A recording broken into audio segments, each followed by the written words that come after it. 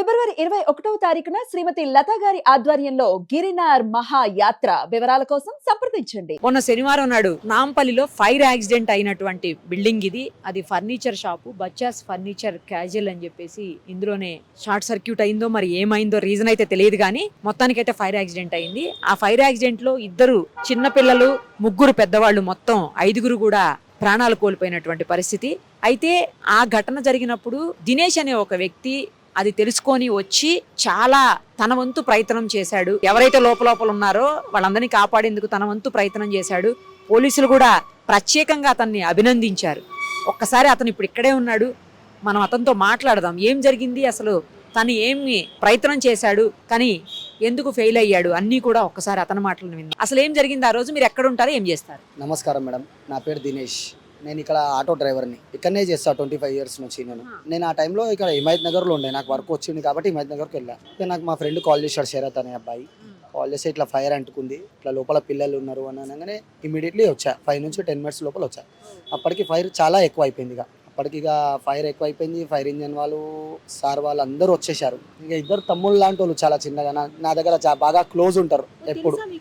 వాళ్ళందరూ తెలుసు, అందరూ తెలుసు, ఎవరు తెలియదని కాదు, అందరు తెలుసు. ఇక వాళ్ళని కాపాడడానికి, 2 కాపాడడానికి 3 వెళ్ళారు. వాళ్ళతో పాటు ఇక వాళ్ళే వెళ్ళానప్పుడు ఇక నేను ఎందుకు వెళ్ళొద్దని ప్రయత్నం చేశా. సో చాలా ఇక ఫైర్ ఎక్కువైనందుకు కాపాడలేకపోయినాం మేడం. లోపలనే వాళ్ళు ఆగిపోయారు. ఇక నా వర్క్ చూశారు, ఇక చేసే హార్డ్ వర్క్ కొద్దిగా సార్ వాళ్ళు చూశారు, సజ్జన సార్ వాళ్ళకి ఇట్లా అందరు చూశారు. ఏంటంటే ప్రాణాలకైనా తెగించి చేస్తాం. ఆ టైంలో అందరు ఇక చాలామంది పర్సన్స్ ఉంటారు, కానీ రీల్స్ తీసుకోవడం కానీ కట్ తీసుకోవడమే ఉంటుంది అందరికీ, కానీ ఇలా హెల్పింగ్ నేచర్ అనేది ఎవరికి ఉండదు సామాన్యంగా. అట్లా అని ఇక నేను ఆ టైంలో చూసాను. మనకు ఫొటోస్ అలాంటివి ఏమో ఇష్టం ఉండవు. మనిషి ఆపదలో ఉండు, లోపల ఉండు, ఎలాంటి ఆయనకి సాధ్యారి అప్పుడు చేయాలని నాకు ఎప్పటికైనా ఎక్కడైనా కానీ చేస్తూనే ఉంటా. అలా ఉన్నప్పుడు చాలా మంచి పని చేశారండి మీరు. అంటే కనీసం మీ వంతు ప్రయత్నం చేశారు. కాపాడగలిగారా లేదనేది పక్కన పెడితే మీ వంతు ప్రయత్నం చేశారు. అప్పుడు మీలాంటి వాళ్ళు ప్రయత్నం చేస్తే ఏంటంటే ఇంకొంతమంది ముందుకు వచ్చి ప్రయత్నం చేసే అవకాశం ఉంటుంది.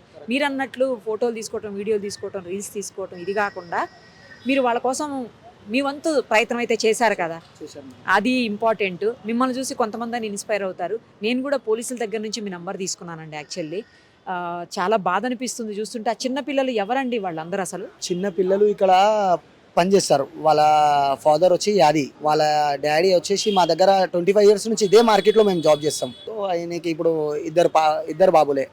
ఎప్పటికీ మేము ఇక్కడ వినాయకుని పెడతాం ఎప్పటికైనా కానీ. సో ఎప్పటికీ 30 days నా ఎంబడినే ఉంటారు.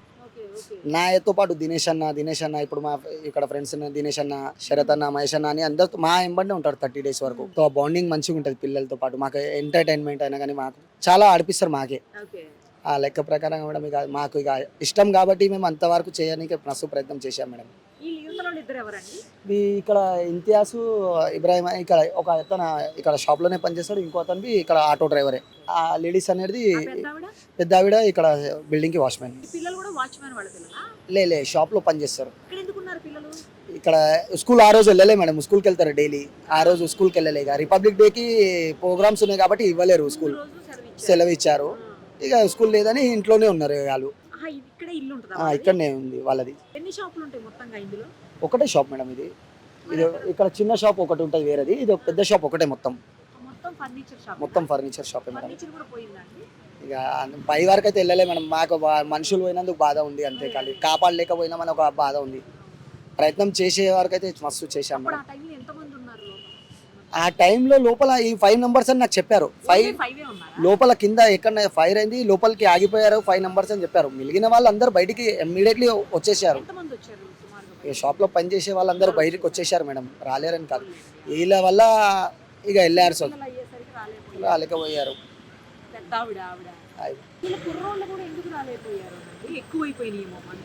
మంట కొద్దిగా ఎక్కువ అయిపోయింది మేడం. ఆ టైంకి ఫైర్ అనేది ఎక్కువ అయిపోయినందుకు రాలేకపోయింది. వాళ్ళు భయపడి ఇక లోపలనే ఆగిపోయారు. ఇక అది ఐడియా లేదు మేడం. ఇక నాకు ఫైర్ అంటుకున్న తర్వాతనే నాకు కాల్ వచ్చింది. అది ఎలా అయింది అనేది నేను ఇక తెలుసుకోలేను, రీజన్ చేయలేను. ఇక అది నాకు ఇక లోపల ఉన్నారని అది ఒకటే బాధ. ఒకటే షాప్ మేడం. ఇది